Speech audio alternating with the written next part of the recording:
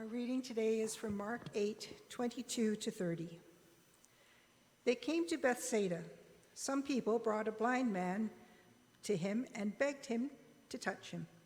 He took the blind man by the hand and led him out of the village. And when he had put saliva on his eyes and laid his hands on him, he asked him, "Can you see anything?" And the man looked up and said, "I can see people, but they look like trees moving around." Then Jesus laid his hands on his eyes again, and he looked intently at it, and his sight was restored, and he saw everything clearly. Then he sent him away to his home, saying, "Do not even go into the village."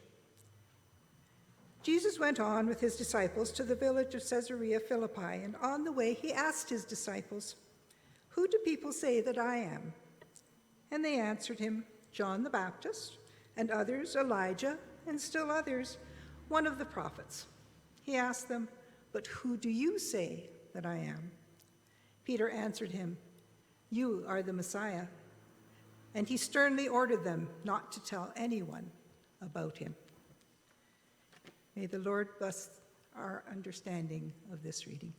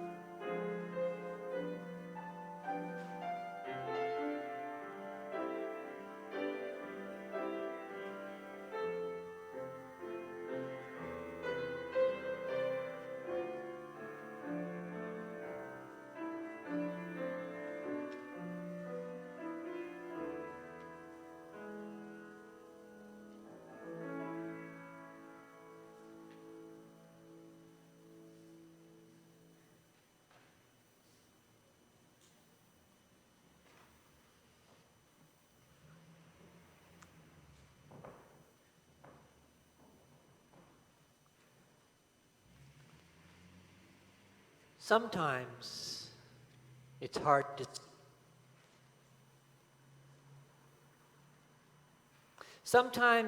to see clearly. That healing story is only told in Mark. And I think it's partly because only Mark would have the,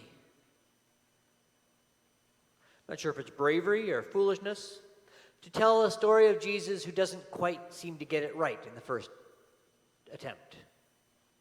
A blind man is brought to Jesus and they ask, "Heal him." So Jesus puts saliva on his hands, a well-known curative agent that saliva is, after all. Puts saliva on his hands and laid his hands on his eyes and then says, "Can you see anything?" well, I can see people, but they look like trees walking around. It didn't quite take. And so Jesus lays hands on him again, and he can see clearly. But sometimes that ability to see clearly doesn't come all at once. Sometimes we need to try again. Sometimes we need more time. Take Peter, for example. Peter, who in that discussion of, well, who do people say that I am? I'm never sure. Is Jesus just trying to get a reading of how well he's doing? Who do people say that I am? You're John the Baptist. You're Elijah. Well, you're one of the prophets. But you, who do you say that I am? And Peter has this flash of insight. In Mark's gospel, the disciples often don't quite seem to get it. They don't quite seem to understand what's going on around them. But in this moment, Peter has this flash and says, I know, you're the Messiah, the chosen one.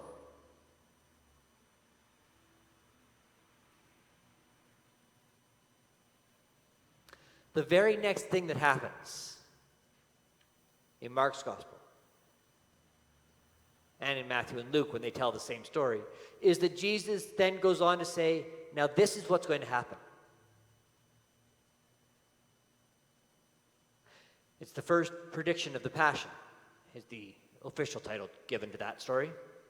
Jesus goes on to say, it's not going to go well. It's going to be hard. And Peter, who just moments ago had this flash of insight, says, I've got it. I know who you are. I understand. No, you're wrong. That can't happen. That's not what I see. That's not what I want to hear.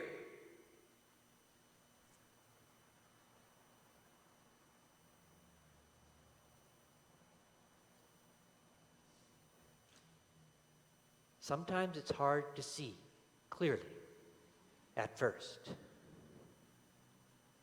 And my suspicion is that the disciples didn't see that second part clearly until after Easter. As I read the Gospels, I think the disciples didn't see clearly, fully, what it meant to say Jesus is the Messiah, the chosen one of God, until after Easter.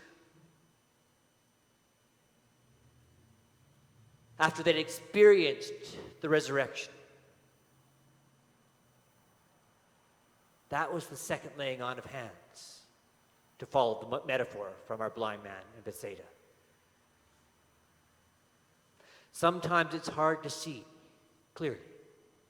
And I think for Peter and for many people,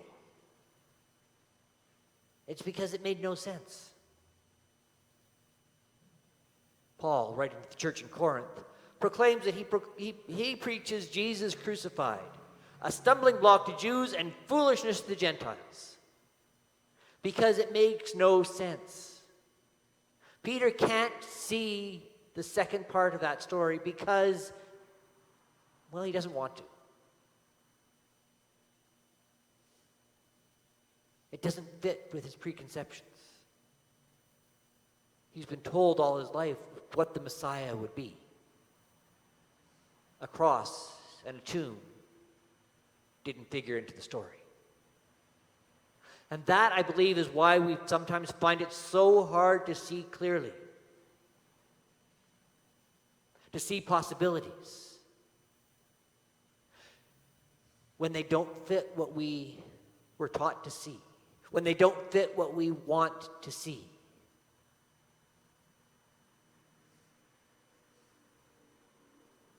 For over a year now, our news has been full of relatively acrimonious debates about masks. About what would be the proper thing for the government to put in for restrictions or not put in for restrictions. Should we have vaccine passports? Should we be encouraging people to get the shot at all? And more, when I look at some of those debates, I think some of it is shaped by people who will only see what they want to see on both sides of the debate. I think the same debate goes for many other parts of our lives. We get most acrimonious when we refuse to see other possibilities. When we look at the world and we see some things clearly, and some things look like trees walking around.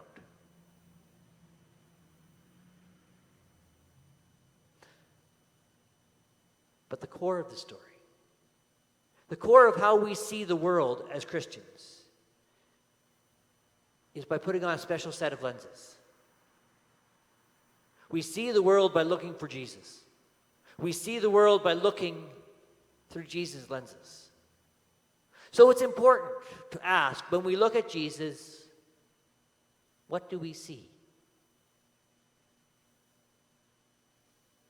When we look at the world as Jesus would look at the world, what do we see?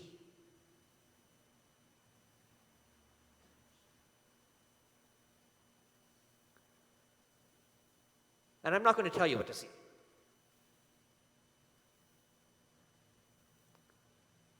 What do you see when you look at the world through your Jesus lenses? Who do you see when you look at Jesus, who is at the center of our story, the center of our hope, the center of our promise? God made flesh.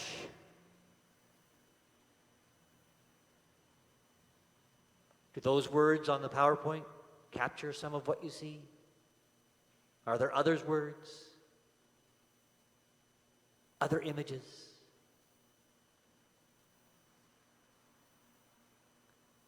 Seeing is not just a matter of the eyes.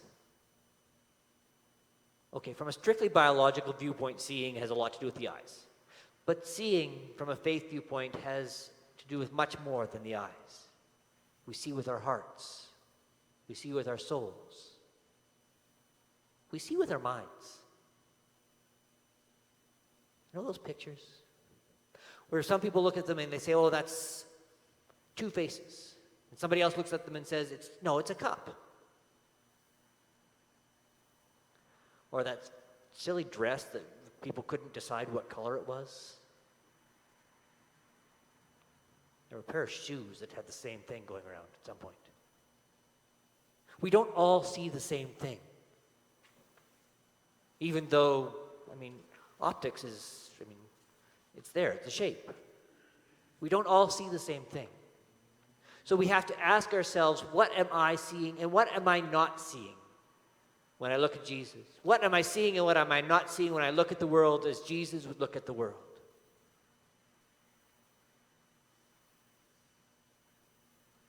Who do you see? What do you see? May what we see not be trees walking around, not be fuzzy images, Paul has a wonderful image in 1 Corinthians 13. Then I see as in a mirror dimly, then I shall see fully, face to face. May we not see as in a mirror dimly. May we see the world clearly as it is, not just as we want it to be, not just as we wish it were, but as it is. Because then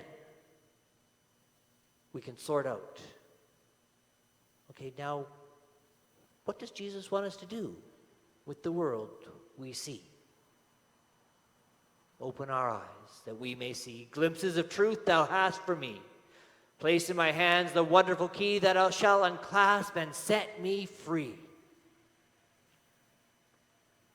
May God open our eyes that we would see clearly and fully. Amen.